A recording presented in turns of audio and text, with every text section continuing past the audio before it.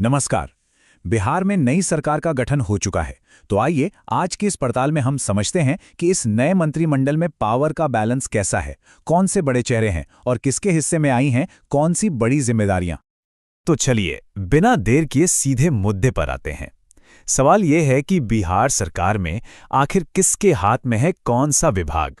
तो सबसे पहले बात करते हैं सरकार के टॉप लीडरशिप की, मतलब वो 3 सबसे बड़े नाम जिनके इर्द गिर्द ये पूरी सरकार घूमेगी। तो देखिए, सरकार की कमान है जेडीयू के नीतीश कुमार के हाथ में, जो मुख्यमंत्री हैं, और उनका साथ दे रहे हैं बीजेपी के 2 उप मुख्यमंत्री सम्राट चौधरी और विजय कुमार सिन्हा। ठीक है, टॉप 3 तो देख लिए।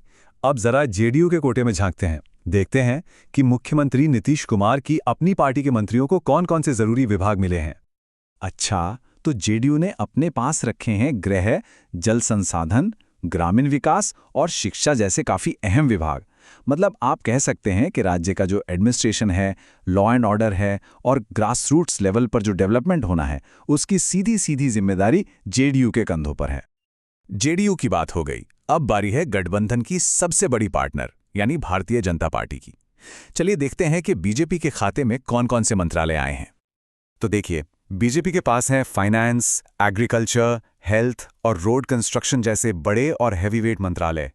इससे एक बात तो बिल्कुल साफ है कि राज्य की इकोनॉमी कैसी चलेगी, किसानों से जुड़े मुद्दे और इंफ्रास्ट्रक्चर का विकास, ये सब अब बीजेपी के जिम्मे होगा। जेडीयू और बीजेपी तो हो गए, लेकिन पिक्चर अभी बाकी है।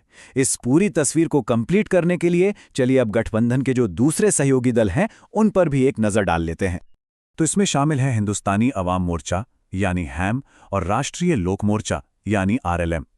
इनको भी कैबिनेट में जगह मिली है और इनके पास वेलफेयर और पब्लिक रिलेशन जैसे मंत्रालय हैं।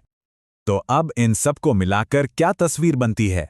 चलिए अब पूरे मंत्रिमंडल के फाइनल इक्वेशन को डीकोड करते हैं। तो ये जो पूरी टीम है, इसमें मुख्यमंत्री को मिला के कुल 24 सदस्य हैं। यही वो 24 लोग हैं जो मिलकर बिहार के लिए सारी पॉलिसीज और नीतियां तैयार करेंगे। और ये जो चार्ट है ना, ये पावर डिस्ट्रीब्यूशन की पूरी कहानी बयां कर रहा है। साफ साफ दिख रहा है कि बीजेपी के पास हैं 12 मंत्री और जेडीयू के पास 10। मतलब सरकार की असली बुनियाद यही 2 पार्टियां हैं। यहां पर देखिए, जिम्मेदारियों का बंटवारा कितना क्लियर है। एक तरफ जेडीयू है जो एडमिनिस्ट्रेशन और सोशल वेलफेयर जैसे विभाग देख रही है, तो वहीं दूसरी तरफ बीजेपी है जिसके हाथ में राज्य की इकोनॉमी और इंफ्रास्ट्रक्चर से जुड़े बड़े और अहम विभाग हैं। तो आखिर में सबसे बड़ा सवाल यही उठता है कि विभागों का ये जो बंटवारा हुआ है, ये बिहार के भविष्य के लिए क्या संकेत देता है? क्या ये गठबंधन मिलकर विकास की रफ्तार को और तेज कर पाएगा? खैर, इसका जवाब तो आने वाला वक्त ही देगा।